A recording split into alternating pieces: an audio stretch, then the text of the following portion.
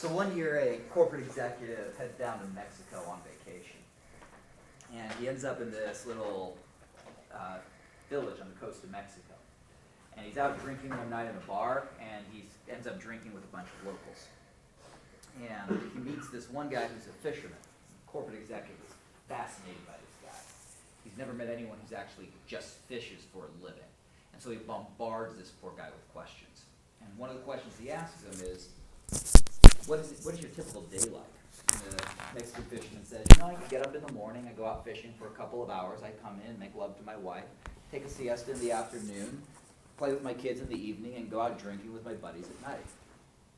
And the corporate executive looks at him and says, you're wasting so much time.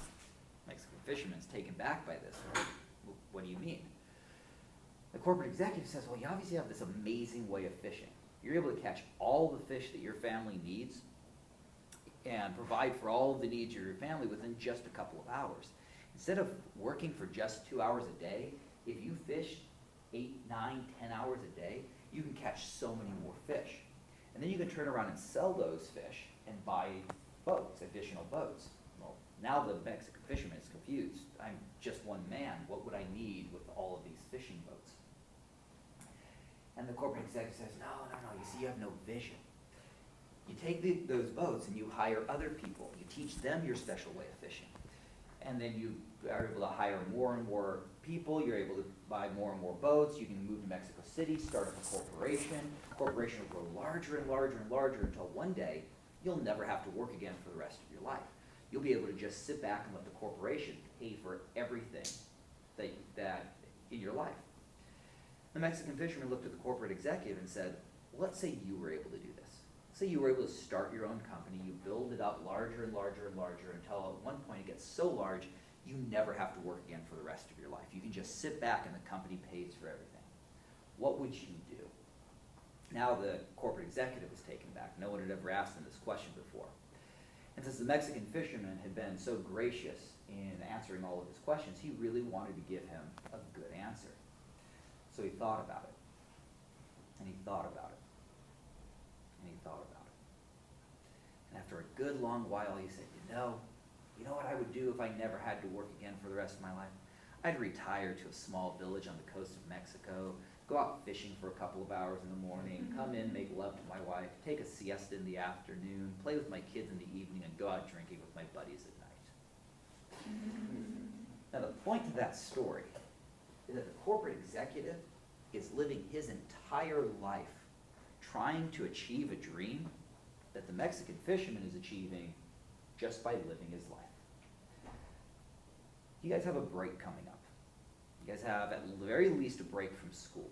You have a lot of extra free time you're going to have in between your drinking and your partying and all the other stuff you're going to fill that free time with. Take some of that free time to really sit down and think about what do you want out of life. At the end of this, what is your ultimate goal? You guys are all on this journey that you're on. Most of you are on the path that you're on because that's just the path you were placed on. Take some time to figure out where this path is leading, what you want out of life, and where you want to get to. For some of you, that path to get there may not be the way society says, or the way your parents say, or the way your teachers say. Really figure this out. Most people never do. Most people go through their entire lives not having any idea what they want out of it. And they just sort of go from one thing to the next, and die with regrets. There is one person on this earth that I am jealous of, and that is my cousin Andy. Andy wanted to travel through South America. Now most people would say, great, you go off to college, you get a good job, you save up a bunch of money, you take some time off, and you go traveling through South America. Andy thought that was a lot of unnecessary steps. So Andy graduated from high school and then bought a plane ticket. And for the next 14 years, all he did was travel the earth. He has been to every continent except for Antarctica. He has been to almost every country. He has swam with freshwater dolphins. He spent 6 months on a boat on the Amazon River. He sold himself into slavery one time, just for the experience. Really take the time to figure that out. Use this summer break to figure out what you want out of life so that you can go out and get it. You guys have a good break, and I will hopefully see some of you in next semester. Not in this class, but in other classes.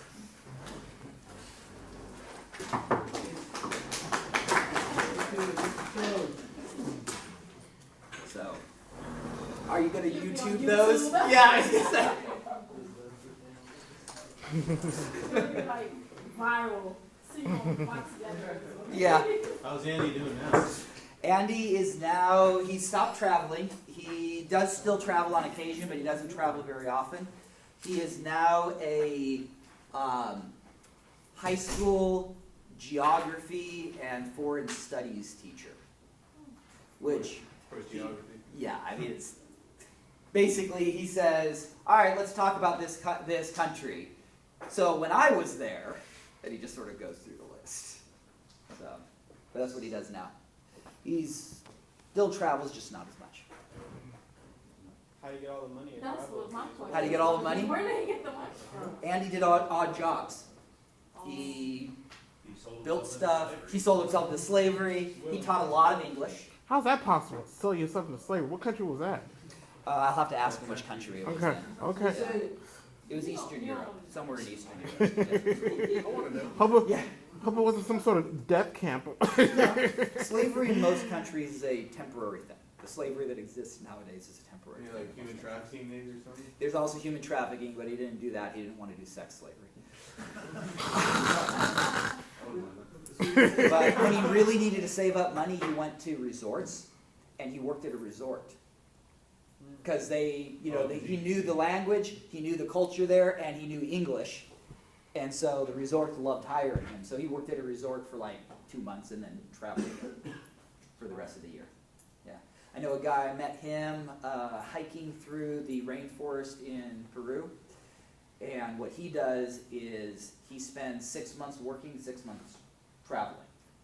The 6 months he spends working is during whitewater rafting season. And what he does is he goes to all sorts of different countries where they have whitewater rapids, and he takes people down the rapids, right? Because that's what he does for a job. He does that for 6 months during the season. Then at the end of the 6 months, he travels through the country until he runs out of money. Then he goes to the next place, works for 6 months, and then he travels throughout that country, and then he goes to the next place.